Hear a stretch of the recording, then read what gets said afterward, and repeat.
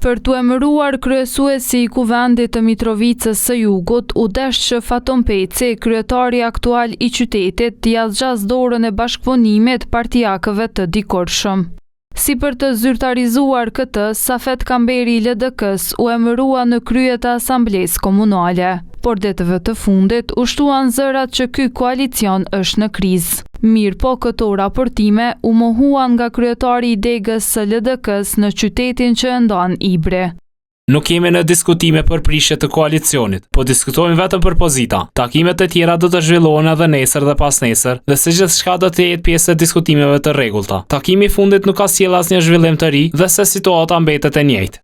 Televizioni ka tentuar të marrë një qëndrim edhe nga kryetari i komunës Faton Peci, por ky i fundit nuk është përgjigjur. Megjithatë, ATV ka kontaktuar edhe me asamblesë të LVV-s, por këta të fundit kanë deklaruar se nuk kanë informacione lidhur me çështjen.